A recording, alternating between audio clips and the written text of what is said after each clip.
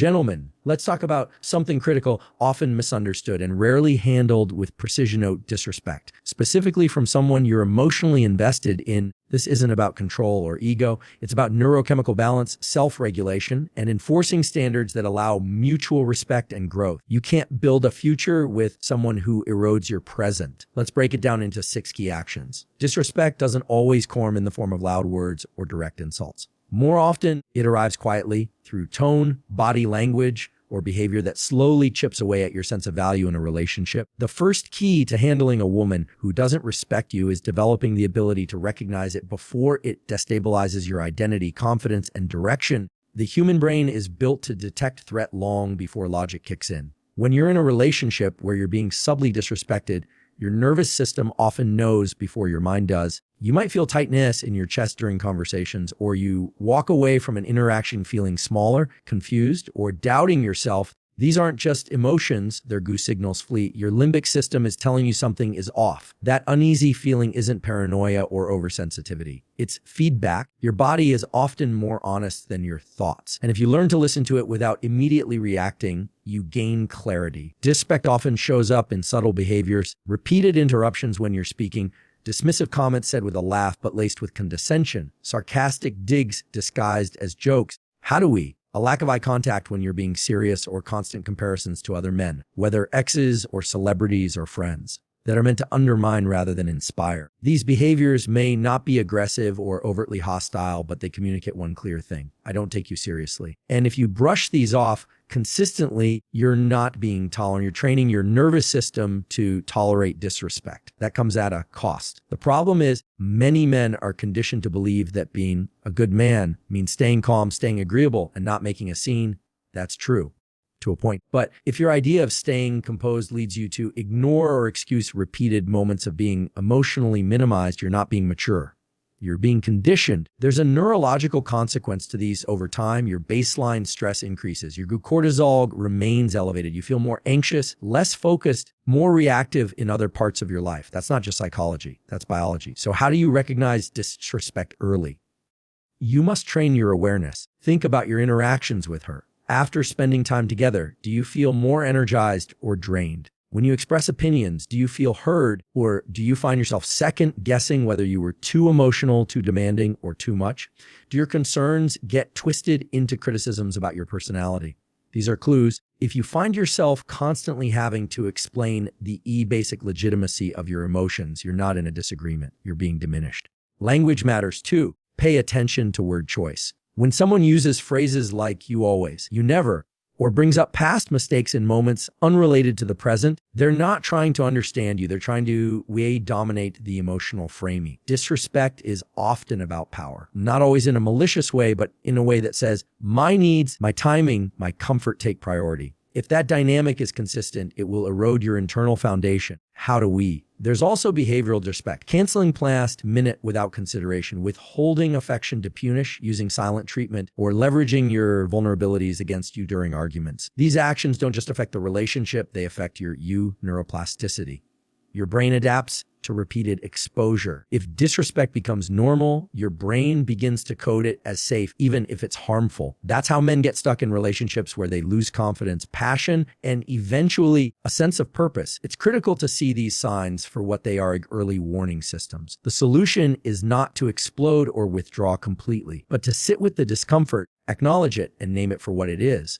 Without judgment, but with precision. When you name a behavior internally, you activate your prefrontal cortex, the part of your brain responsible for logic, decision-making, and emotional regulation. This helps you stay in control rather than being pulled into emotional chaos or freezing in confusion. Many men get stuck trying to analyze the motives behind the disrespect. Maybe she had a bad day, or she doesn't really mean it like that.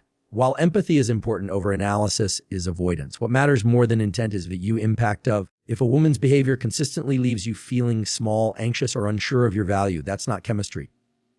It's erosion. And erosion always leads to collapse if not addressed. Recognizing disrespect also requires the courage to look at your own patterns. Are you tolerating too much because you're afraid to be alone? Are you accepting behavior that contradicts values because you're trauma bonded to chaos or drawn to intensity? Self-awareness isn't just philosophical. It's protective. The more attuned you are to your internal signals, the less likely you are to rationalize the irrational. In the end, recognizing disrespect is about returning to clarity. How do we? It's not about blaming her or labeling her as toxic. It's about deciding that your nervous system, your peace, and your sense of self are worth protecting. How do we? You don't need drama to feel alive. You don't need to earn respect through suffering. You need to trust your instincts, observe with clarity, and draw the line. First within yourself, because once you see the signs, the next step is unavoidable. You either address them or you adapt to them. And the choice you make will define the quality of your relationship, not just with her, but with yourself. When you're dealing with disrespect, your first instinct might be to react, to raise your voice, to shut down, to prove a point, or to demand change. That's the nervous system trying to regain control. But reaction is not response. And in any relationship where emotions run high, ability to calibrate your emotional state becomes your greatest advantage. It's what separates impulsive behavior from grounded leadership. And make no mistake, leadership starts with the self. When someone disrespects you, your body immediately responds. The amygdala, your brain's emotional alarm system, detects threat, your breathing gets shallow, your muscles tense, your pupils narrow, and adrenaline starts to pump. This is a survival response. It's useful in danger, but destructive in conversation. If you speak or act from that state, you're not operating from clarity, you're operating from defense. Defense is easily manipulated. So the first step to calibration is awareness. You must notice the shift in your body before your mind takes over with stories and justifications. Feel the tension in your jaw. Feel your heart rate climbing. Feel the urge to interrupt, to lash out, or to walk away. Don't resist it, but don't act on it either. Just observe. This simple act of awareness creates space. And in that space, your prefrontal cortex, the rational part of your brain, can re-engage. The goal is not to suppress your emotions. Suppression builds pressure, and pressure eventually explodes. The goal is to regulate them in real time. One of the most effective tools is your breath. Slow it down. Inhale deeply through your nose for 4 seconds, hold for 2, and exhale slowly for 6 to 8 seconds. This stimulates the vagus nerve, activating your parasympathetic nervous system, which tells your body, you're safe. So you're in control. The moment you gain control of your breath, your mind follows. You're no longer in survival mode. You can now assess the situation rather than be swept away by it. Emotional calibration isn't about becoming robotic. It's about becoming responsive instead of reactive. You can feel anger without becoming it. You can feel disappointment without being ruled by it. In the context of a relationship, this is vital. If a woman disrespects you, cuts you off, mocks you, questions your integrity in front of others, you must remain emotionally stable enough to choose your response. That doesn't mean you tolerate it. It means you address it from a place of strength, not volatility. Emotional outbursts may feel powerful in the moment, but they often undermine your position. Emotional regulation, on the other hand, builds credibility. It creates a pattern where you are seen as consistent, intentional, and not easily swayed by provocation. People test boundaries, not always consciously. Sometimes it's habitual. Sometimes it's rooted in their own emotional baggage. But if you respond with immediate anger, stonewalling, or sarcasm, you reinforce a feedback loop that keeps the dynamic healthy. If instead you remain calm, name the behavior, and make clear what you will or will not allow, you interrupt the cycle. There's also a deeper truth. A regulated man is a rare presence. In a world addicted to outrage and overstimulation, calm is magnetic. But calm doesn't mean passive. It means decisive without being defensive. It means firm without being forceful. It means you don't need to raise your voice to raise your standard. And that kind of presence commands attention, especially from those who are used to pushing buttons and seeing people unravel. This level of control isn't natural for most. It's a skill.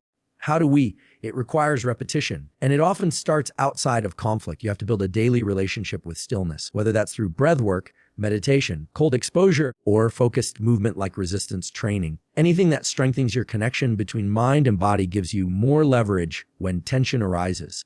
Your nervous system is like a muscle. The more you train it under pressure, the more resilient it becomes. So that when disrespect surfaces, you don't shrink. You expand into clarity. You can look her in the eye, keep your voice steady, and say exactly what needs to be said without flinching, escalating, without second guessing. That's not weakness. That's precision. And understand this a regulated response does not mean staying in the relationship. Sometimes the most calibrated response is to walk away, not in a storm, not with slamming doors, but with full composure. To say, doesn't align with my standards, and exit without chaos. That kind of exit echoes. It leaves a lasting impression, not just on the other person, but on your own psyche. How do we? Because you prove to yourself that you can face disrespect and still act with honor. Emotional calibration also helps you spot the truth faster. When you're not clouded by anger or desperation, you can actually what's happening. You can tell whether the disrespect is a one-off, a bad day, or a pattern. You can separate who she is from how she's acting. And that allows you to make informed decisions, not emotional ones. In the end, the way you handle emotional conflict defines the tone of your relationship. If you're easily rattled, you'll attract situations that constantly challenge your stability. But if you remain grounded, you start attracting interactions and people that match your level of emotional clarity. That's the power of calibration.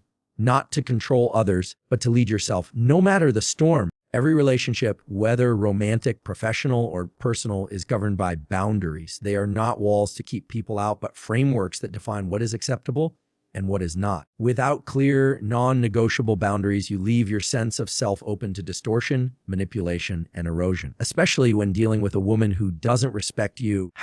Boundaries aren't optional. They're essential. Most people misunderstand boundaries. They think it means controlling others or drawing hard lines out of anger. But real boundaries come self-respect, not reactivity. They are statements of value, your value. They say, this is who I am, and this is how I will allow myself to be treated. It's not about trying to change the other person. It's about making clear what you will and will not tolerate. Our boundaries must be set clearly and calmly. If you only speak up after you've reached a breaking point, the boundary will sound like an ultimatum.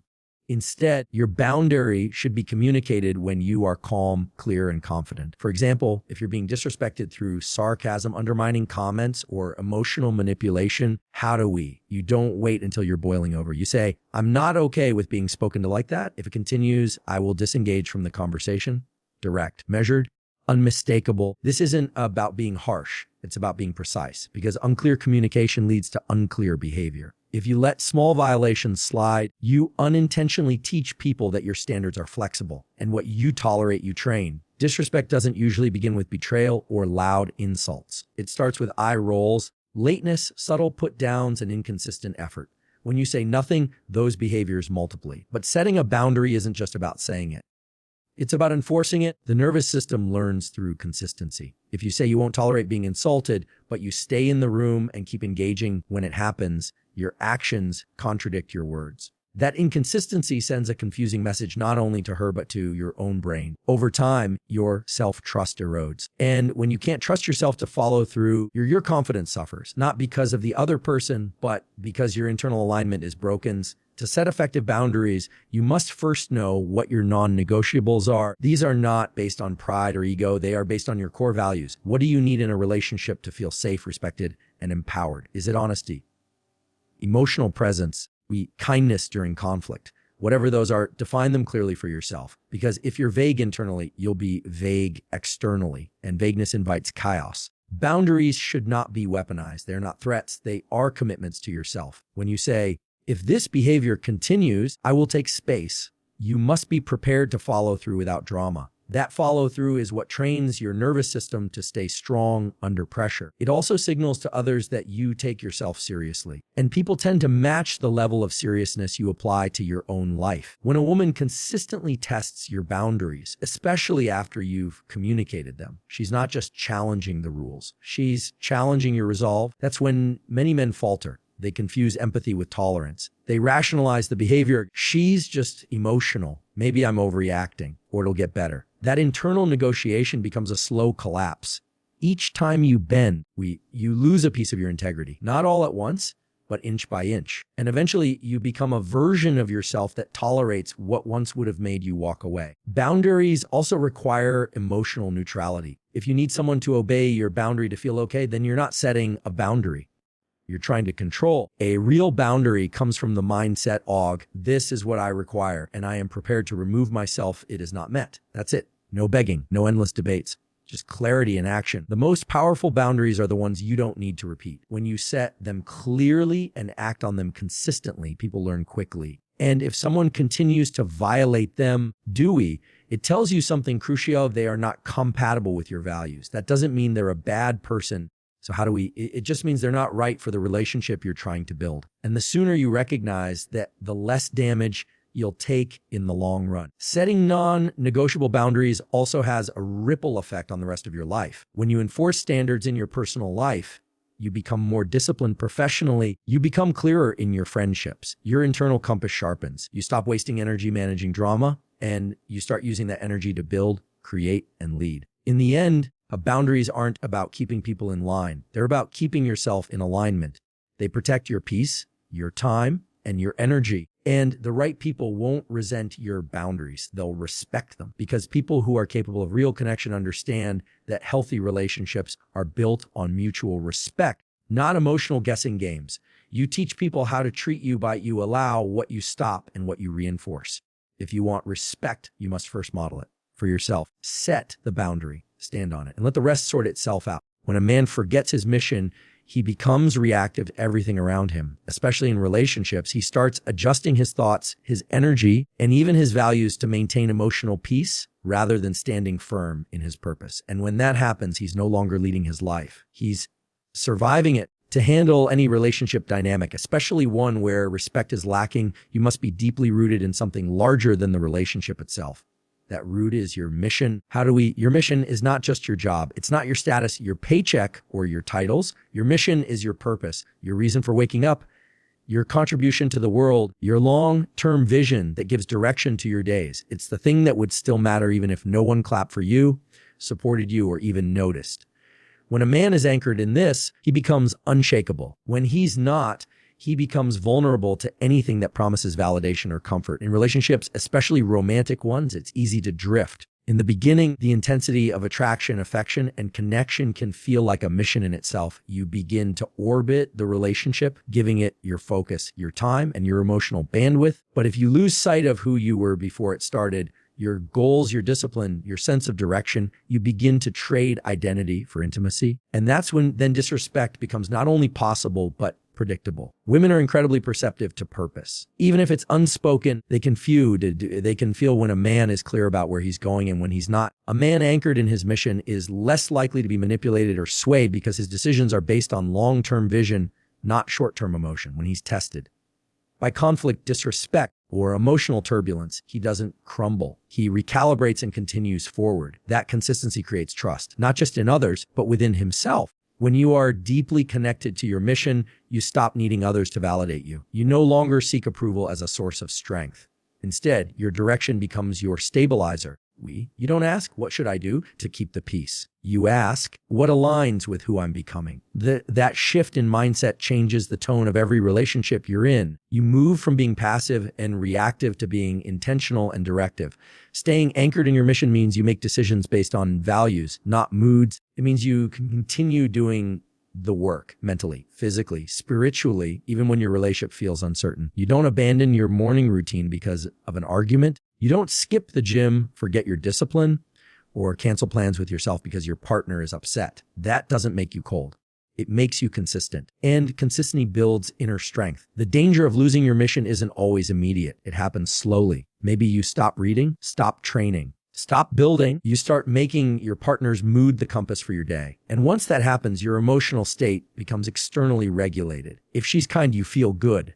If she's cold, you feel off. That's not connection. That's dependency. And dependency kills purpose. Your mission also protects you from tolerating things that drain you. When your life has direction, you instinctively reject anything that pulls you off course. Disrespect becomes more obvious. Manipulation becomes less effective. You start seeing the difference between connection and distraction. You ask, does this relationship fuel my mission or fragment it? And if the answer is the latter, you know what to do. Some will say that choosing mission over relationship is selfish. It's not. It's structure. Without it, you offer nothing of substance to anyone. A man without a mission might be emotionally available, but he'll be spiritually bankrupt. He'll be pulled in every direction, unable to offer leadership, clarity, or protection. But when you're mission focused, you bring presence not as a reaction to her energy, but as an extension of your own.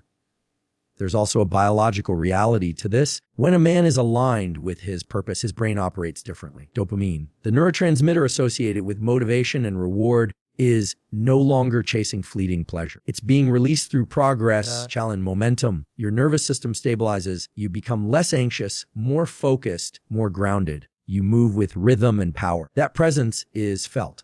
People may not be able to explain it, but they'll respect it. If you want to be respected, especially in a relationship where that's been lost, you must first respect yourself enough to not lose direction. Your path must be more important than her approval.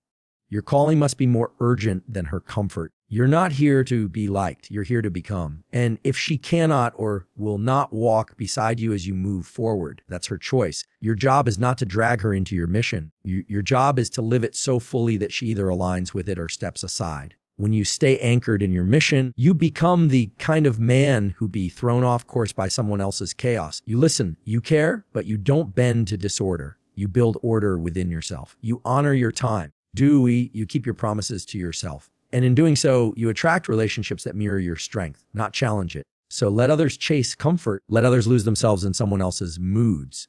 You stay anchored, not for ego, not for status, but because your mission is bigger than the moment. And the man who remembers who he really is. When boundaries are crossed and disrespect occurs, it's not enough to simply speak up or express disappointment. Words alone don't establish authority. Consequences do, and not just any conses, but consistent ones. This is where most people fail in relationships. They hesitate, delay, or soften the response when their lines are crossed.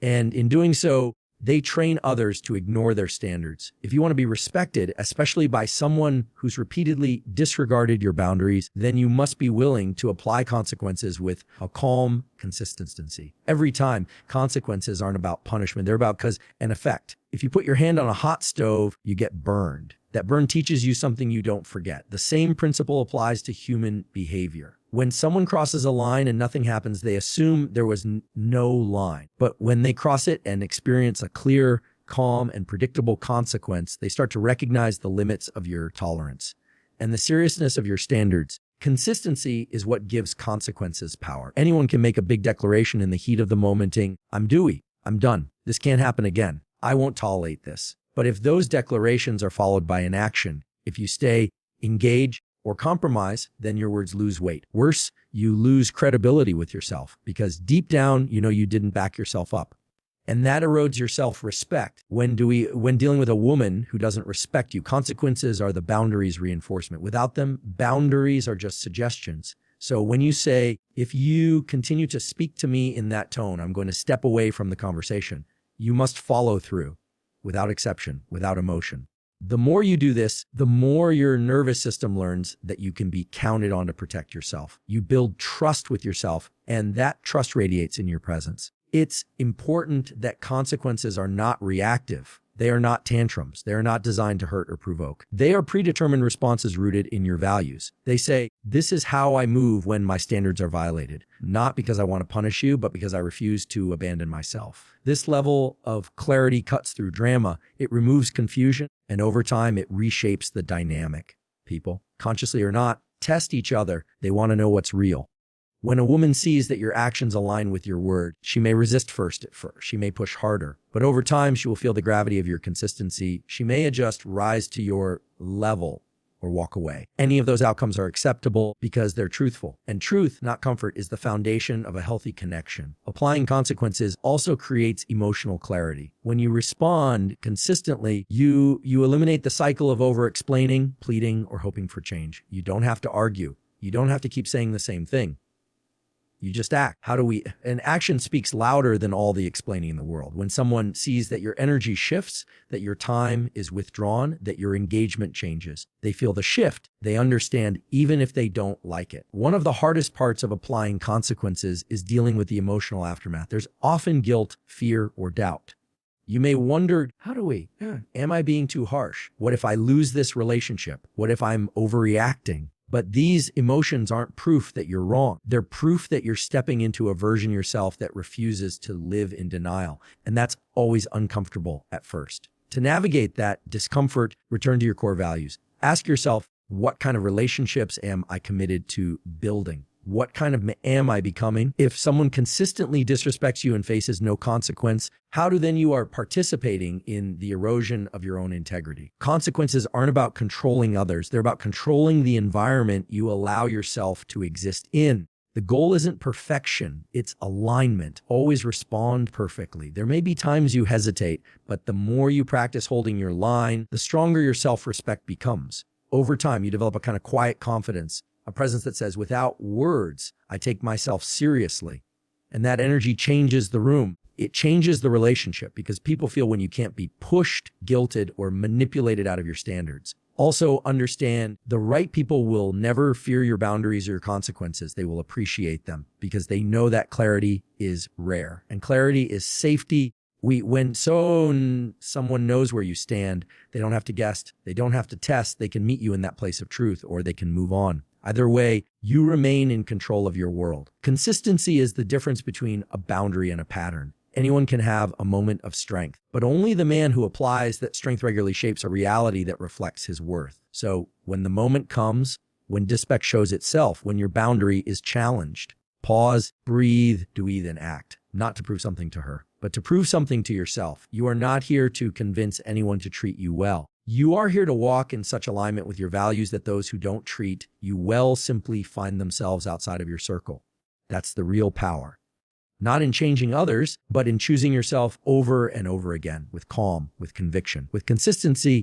At some point in any relationship, especially one where respect has eroded, you reach a critical the decision point. This is where clarity must overpower emotion, where you stop asking, how do I fix this? And start asking, is this worth continuing? It's uncomfortable, it's often inconvenient, but it's necessary because staying in a relationship out of habit, we fear or hope when the reality is no longer aligned with your values does more damage to your identity than any breakup ever could. You must learn to evaluate to relationship honestly and exit if needed. Evaluation begins with observation, not justification. This means stepping back from the daily drama and hard questions without sugarcoating the answers. Are you being consistently respected? Are your boundaries acknowledged and honored? Are your values and directions supported or sabotaged? Too often, people explain away mistreatment by focusing on potential. She's going through something. She's not usually like this. It used to be good.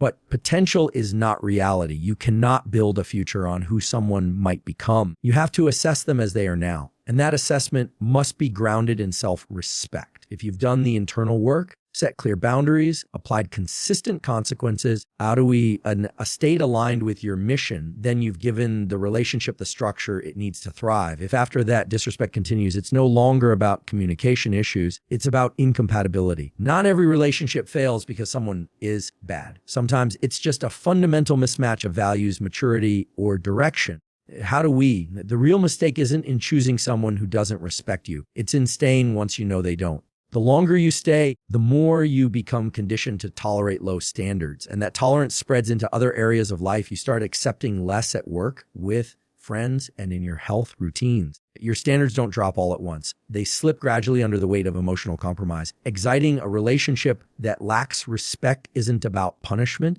or revenge. It's about protecting your future.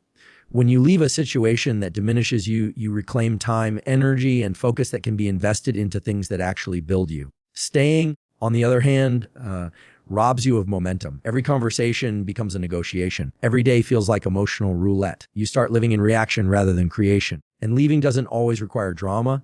It doesn't have to be explosive. In fact, the most powerful exits are calm, grounded, and clear. When you walk away from something with dignity, when you don't plead or try to convince someone of your worth, you send a signal to yourself that your peace is non-negotiable. That level of clarity rewires your nervous system. It replaces anxiety with resolve. You stop chasing closure from others because you've already given it to yourself through action. There's also an identity shift that happens when you leave a relationship that's not aligned. You're no longer the version of yourself who accepts crumbs. You become the man who demands alignment, not just affection. And from that place, your entire framework for relationships changes. You stop looking for intensity and start looking for consistency. You stop needing to be needed and start needing to be met. Some will say leaving is quitting.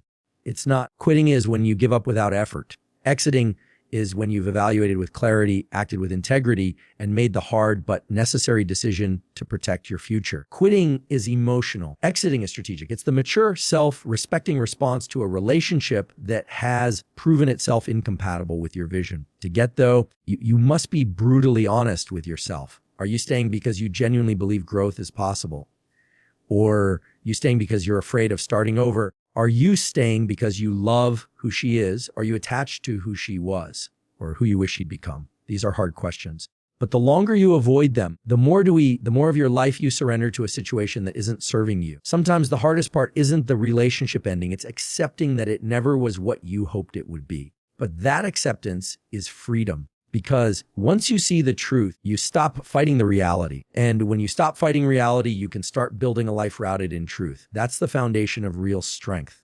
Not the ability to endure anything, but the courage to walk away when something no aligns. And when you exit cleanly. No games, no lingering, maybe later. And closure comes not from mutual agreement, but from decisive action. When you leave fully. Not to punish, but to preserve your integrity. When you do this, your future relationships are built on higher ground. You're no longer operating from fear, need, or emotional dependency.